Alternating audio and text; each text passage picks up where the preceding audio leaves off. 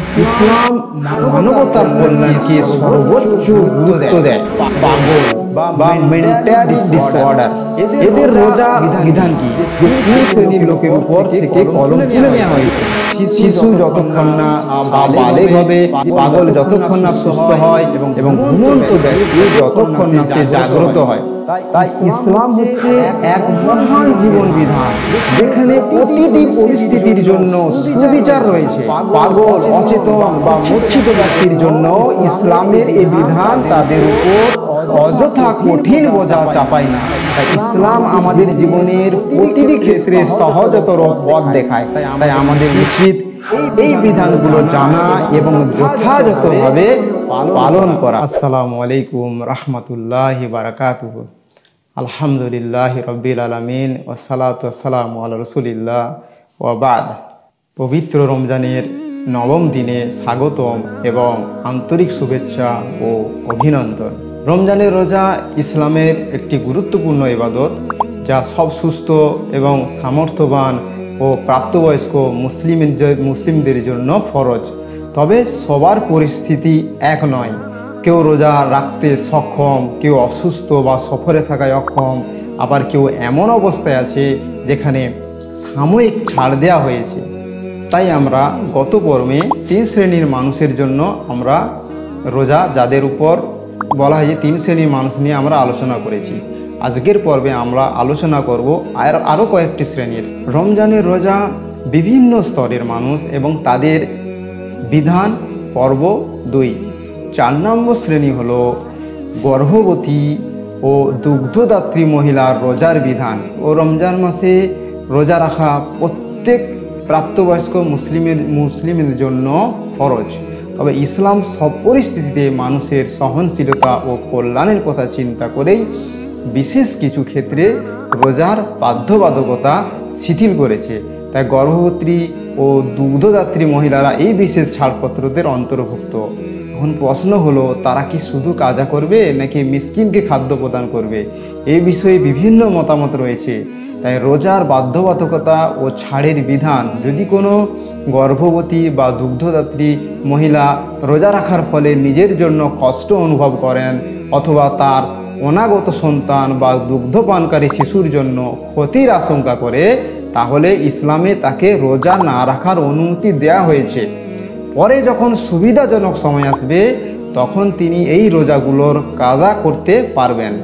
রাসূলুল্লাহ সাল্লাল্লাহু আলাইহি সাল্লাম বলেছেন যে আল্লাহ মুসাফিরের জন্য রোজা ও অর্ধেক নামাজ লাঘব করেছেন এবং গর্ভবতী ও দুগ্ধদাত্রী মহিলার জন্য রোজা লাঘব করেছেন, যেটা আবু দাউদ ও তিরমিজিতে হাদিস রয়েছে। এই হাদিস থেকে বোঝা যায় যে রোজা সম্পূর্ণভাবে মাফ নয়, বরং পরবর্তীতে কাজা করতে হবে।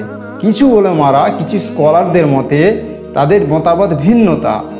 অনেক ফাঁকি ইসলামী আইনজ্ঞ মনে করেন যে গর্ভবতী ও দুগ্ধদাত্রী মহিলাদেরকে রোগীর সাথে তুলনা করা যায়, অর্থাৎ তারা পরবর্তী কাজা করবে, ফিদিয়া দেওয়ার প্রয়োজন নেই। কিন্তু কিছু সাহাবী ও তাবিগণের মতে, বিশেষত ইবনে আব্বাস রাদিয়াল্লাহু আনহু ও ইবনে ওমর রাদিয়াল্লাহু আনহু এর মতে গর্ভবতী ও দুগ্ধদাত্রী মহিলাদের জন্য কাজা নয়, বরং প্রতিটি রোজার পরিবর্তে এক মিসকিনকে খাওয়ানোই যথেষ্ট।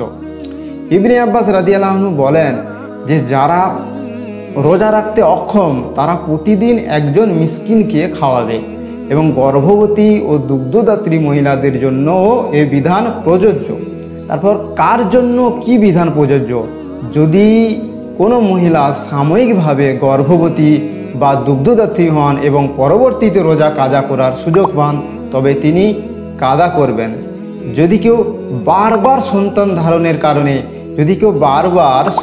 ধারণের কারণে রোজা কাজা করেন বা সুযোগ না পান, তাহলে ইবনে আব্বাস রাদিয়াল্লাহু আনহু ও ইবনে ওমর রাদিয়াল্লাহু আনহুর মত অনুযায়ী তিনি প্রতিটি রোজার পরিবর্তে একজন মিসকিনকে খাবার দেবেন। ইসলাম মানবতার কল্যাণকে সর্বোচ্চ গুরুত্ব দেয়।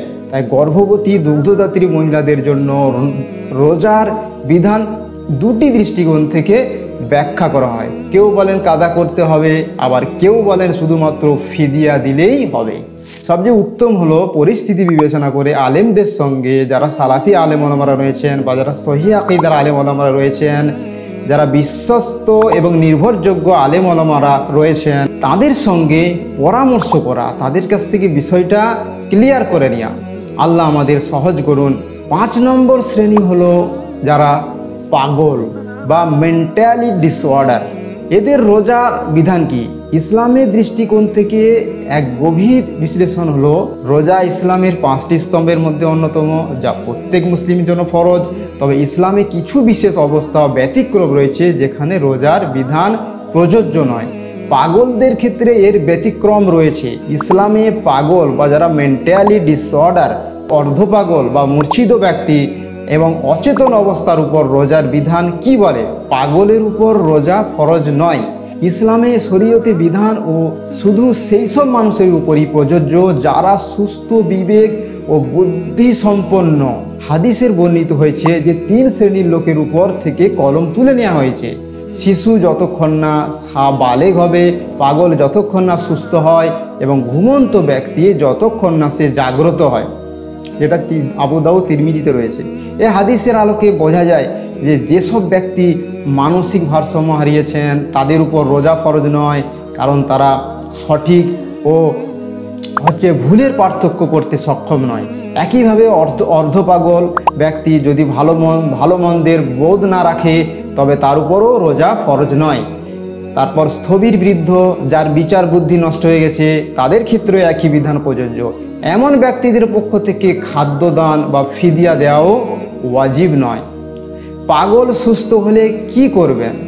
যদি পাগল ব্যক্তি রমজানের দিনের কোনো সময় সুস্থ হয়ে ওঠে তাহলে বাকি দিনের জন্য রোজা পালন করা জরুরি, কারণ সুস্থ অবস্থায় সে শরীয়তের আওতায় পড়বে। তবে অতীতের রোজাগুলোর কাজা করতে হবে না, কারণ তখন তার উপর রোজা ফরজ ছিল না। যদি কেউ আংশিক সময় পাগল থাকে এবং কিছু সময় সুস্থ থাকে তাহলে সুস্থ অবস্থায় রোজা রাখা বাধ্যতামূলক। তবে যদি সে রোজা রেখে দিনের মধ্যে পুনরায় পাগল হয়ে যায় তাহলে তার রোজা বাতিল হবে না, কেননা রোজার শুরুতে তার সুস্থতা ছিল। এটি ঠিক তেমনি যেমন কেউ যদি রোজা রেখে অসুস্থ বা বেহুশ হয়ে পড়ে তবে তার রোজা নষ্ট হয় না। অজ্ঞান বা বেহুশ হলে রোজার বিধান: কোনো ব্যক্তি যদি রোজা রাখার ফলে অতিরিক্ত দুর্বলতায় বেহুশ হয়ে যায় তাহলে সে রোজা ভেঙে ফেলতে পারে এবং পরে কাজা করতে হবে। আর যদি কেউ দিনের কোনো সময় বেহুশ হয়ে যায় এবং পরে সুস্থ হয় তাহলে তার রোজা শুদ্ধ থাকবে। তবে যদি কেউ সম্পূর্ণ দিন মানে ফজর থেকে মাগরিব পর্যন্ত অচেতন থাকে তাহলে অধিকাংশ আলেমদের মতে তার রোজা বাতিল হবে এবং তাকে কাজা করতে হবে। কিছু ফাকিদের মতে যদি কেউ স্বেচ্ছায় এমন ওষুধ গ্রহণ করে যে তাকে নির্দিষ্ট সময়ের জন্য অজ্ঞান করে রাখে তাহলে 3 দিনের কম সময় অজ্ঞান থাকলে তার রোজা কাজা করতে হবে, কিন্তু 3 দিনের বেশি হলে কাজা লাগবে না, কারণ তখন তাকে পাগলের মতো ধরা হবে। তারপর ঘুমন্ত ব্যক্তির রোজা: ঘুমন্ত ব্যক্তির থেকে শরীয়তের কলম তুলে নেওয়া হয়েছে, কিন্তু ঘুম স্বাভাবিক বিষয়, তাই কেউ যদি পুরো দিন ঘুমিয়ে কাটায় তার রোজা শুদ্ধ হবে এবং কাজা করতে হবে না, কারণ ঘুমে মানুষের বোধ শক্তি সম্পূর্ণ বিলুপ্ত হয় না। তাই ইসলাম হচ্ছে এক মহান জীবন বিধান যেখানে প্রতিটি পরিস্থিতির জন্য সুবিচার রয়েছে। পাগল, অচেতন বা মূর্ছিত ব্যক্তির জন্য ইসলামের এই বিধান তাদের উপর অযথা কঠিন বোঝা চাপায় না। তাই ইসলাম আমাদের জীবনের প্রতিটি ক্ষেত্রে সহজতর পথ দেখায়। তাই আমাদের উচিত এই বিধানগুলো জানা এবং যথাযথভাবে পালন করা। 6 নম্বর শ্রেণী হলো যে অক্ষম ব্যক্তির জন্য রোজার বিধান। রমজান মাসে মুসলিমদের জন্য প্রত্যেকের জন্য রোজা রাখা ফরজ, তবে শরীয়তে এমন কিছু ব্যতিক্রম রয়েছে যেখানে রোজার বিধানগুলোকে শিথিল করা যায়। বিশেষত অক্ষম ব্যক্তি, বৃদ্ধ, চিররোগা এবং গুরুতর অসুস্থ ব্যক্তিদের জন্য ইসলামে সহজতা প্রদান করা হয়েছে। বৃদ্ধ ও স্থবির ব্যক্তির জন্য রোজার বিধান: যেসব ব্যক্তি বার্ধক্যের কারণে শারীরিকভাবে একেবারে অক্ষম হয়ে পড়েছেন তাদের জন্য রোজা রাখা ফরজ নয়, বরং তারা এর পরিবর্তে ফিদিয়া দিতে পারেন। যেমন মহান আল্লাহ বলছেন কুরআনুল কারীমে, আর যাদের পক্ষে রোজা রাখা কষ্টকর তারা একজন মিসকিনকে খাদ্য দান করবে, সূরা আল বাকারা 184 নম্বর আয়াত। আর ইবনে আব্বাস রাদিয়াল্লাহু আনহু ব্যাখ্যা করেছেন এই আয়াতে বৃদ্ধরা রোজা রাখতে সক্ষম না হলে প্রতিদিনের রোজার পরিবর্তে একজন মিসকিনকে খাদ্য দান করবে। তবে এমন বৃদ্ধ যিনি মাঝে মাঝে জ্ঞান হারান তবে কখনো কখনো ভালো থাকেন, তিনি সুস্থ অবস্থায় রোজা পালন করেন, কিন্তু যিনি পুরোপুরি জ্ঞান শূন্য তার উপর রোজার কোনো দায় নেই, এমনকি পরিবারের পক্ষ থেকেও কিছু করণীয় নেই। চির রোগাগ্রস্ত ব্যক্তির জন্য রোজার বিধান। যেসব ব্যক্তি এমন কঠিন ও দীর্ঘস্থায়ী রোগে আক্রান্ত যা নিরাময়ের সম্ভাবনা নেই, যেমন ক্যান্সার বা অন্য কোনো গুরুতর রোগ, তাদের জন্য রোজা রাখা ফরজ নয়। তাদের জন্য করণীয় হলো প্রতিদিনের রোজার পরিবর্তে একজন মিসকিনকে খাদ্যদান করা। আর খাদ্যদানের নিয়ম অক্ষম ব্যক্তিদের জন্য ফিদিয়া দেওয়ার দুটি উপায় রয়েছে। এক নম্বর হচ্ছে একত্রে খাবার প্রস্তুত করে মিসকিনদের খাওয়ানো, যেমন আনাস রাদিয়াল্লাহু আনহু বৃদ্ধ হয়ে গেলে এভাবে রোজার পরিবর্তে খাবার দিতেন। তারপর শুকনো খাদ্য প্রদান করা, প্রতিদিনের রোজার বদলে সোয়া 1 কিলো চাল, গম বা অন্য কোনো প্রধান খাদ্য মিসকিনদের দান করা যেতে পারে। সাময়িক অসুস্থ ব্যক্তির জন্য রোজার বিধান। যেসব ব্যক্তির রোগ সাময়িক তাদের জন্য 3টি অবস্থায় ভিত্তিতে রোজার বিধান রয়েছে। যদি রোজা রাখলে কোনো কষ্ট না হয় তাহলে রোজা রাখা ওয়াজিব। যদি রোজা রাখলে কষ্ট হয় তবে ক্ষতি না হয় এ অবস্থায় রোজা রাখা মাকরুহ, কারণ আল্লাহ তাআলা সহজতা দিয়েছেন। যদি রোজা রাখলে রোগ বেড়ে যায় বা জীবনহানির আশঙ্কা থাকে তাহলে রোজা রাখা হারাম। তাই রোজাদারের শরীরের অবস্থা সম্পর্কে জানা যাবে যে নিজের অভিজ্ঞতা ও শরীরের অনুভূতি অথবা অভিজ্ঞ ডাক্তারের পরামর্শের মাধ্যমে। তারপর হচ্ছে অসুস্থ ব্যক্তি রোজা না রাখলে কি করবেন? যদি রোগ সাময়িক হয় তাহলে সুস্থ হওয়ার পর রোজা কাজা করতে হবে।